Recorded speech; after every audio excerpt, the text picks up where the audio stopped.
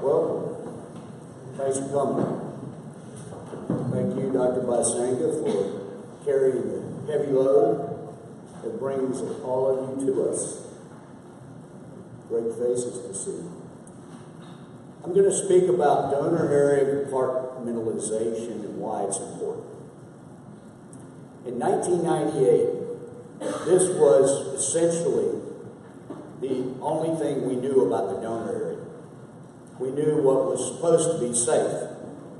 Unfortunately, these physicians, with over 30 years of experience performing hair transplants at the time, and one of them, an author of numerous textbooks, still didn't recognize that this inferior region of the occipital area is one of the least permanent spots in an individual who is advancing to a Norwood 6. The fact is that in individuals who are Norwood 5 or even 3 vertex, we oftentimes can see thinning in this coronet. And this thinning is eventually going to cause hair loss. So we have to be aware of that. So really, it goes down to the superior limit of the auricle in these individuals. And I have to thank Dr. Pradeep Sethi. I used his photo. He wrote a book. He keeps asking me to comment on his book, so I said, I'll use his photo. And it's a very, very nice piece of work he does. So here's your coronet, and be on the lookout for this. But fortunately, Dr. Zalt and Dr. Unger were right about most of the donor area, and we can harvest high on the sides of the head in 97% of men who are going to advance to a Norwood, less than a Norwood 7 by age 59. A small percentage of men will advance to a Norwood 7. That means these high areas on the sides of the head are safe. So this was the donor area for Unger and all, but they missed this little spot. And we have to be on the lookout for it. Now in 1998, things started to change. And that's when I realized that the donor density, the follicular unit density, the quality of the hair varies based on the location on the scalp. And the donor density decreases as we move lateral from the midline to the supraauricular area. And that means that we can't take a donor density measurement in one single spot and equate that to the entire 203 square centimeters of the donor area. For this reason, in order to understand how many follicular units are in a donor area, we must compartmentalize and we must measure multiple densities. And that's why I developed a template that identifies 14 specific regions in the donor area. And in all of my patients, my staff takes densities in each one of these and tabulates exactly how many follicular units are in a donor area before I ever walk in the door. So when I walk in the door, I already know what I can do. So here's the donor template. This patient had a very strange head, so I was able to define all of these spots. And the average donor area has 15,129 follicular units. And that's it. That's average. Now, how do I go about compartmentalization and evaluation? I use a DermLight Pro with a camera, take an image of 14 different spots in the donor area and calculate the total number of follicular units in a 10 square millimeter reticule. And then I multiply that times 10 to get 70 follicular units per square centimeter. There's 7 here.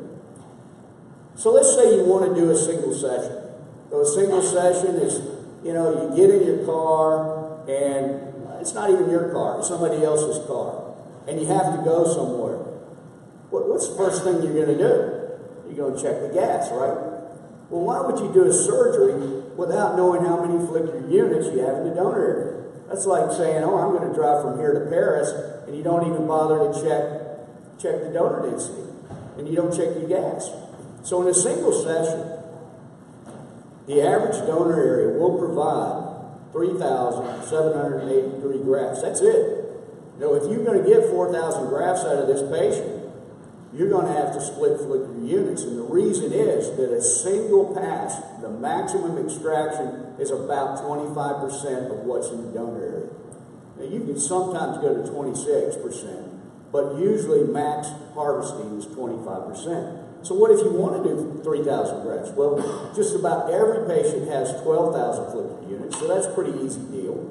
And then if we look at 4,000 grafts, though, we're going to need a donor area with 16,000 follicular units, unless you're going to subdivide follicular units. And not many patients have donor densities that equal 16,000 follicular units. That's just really, it's a super donor area. So how do I do it? I have a graft summary chart, and I measure the densities in all the locations. So in this instance, we'll just take a look at box 4, and we had 70 follicular units.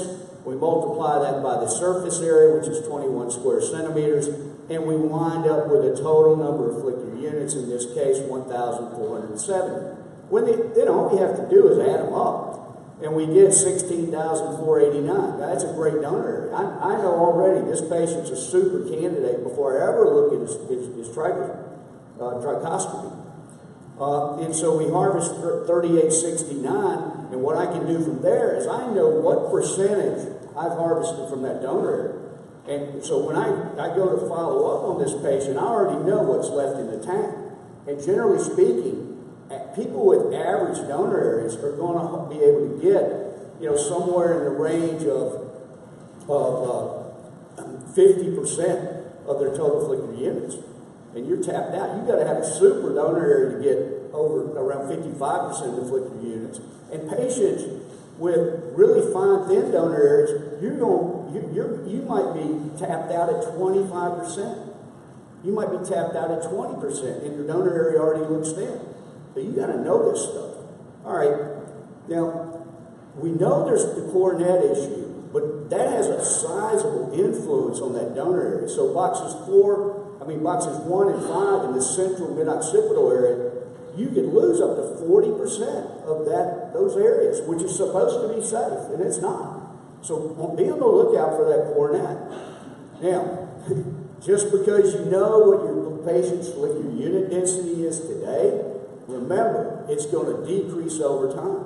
So that young patient that comes in his 20s may have 15,400, which is what we found. But by the time they get in their 60s, it drops down to 13,743 on average. And that means the donor area is not permanent. What you see today may not be there tomorrow.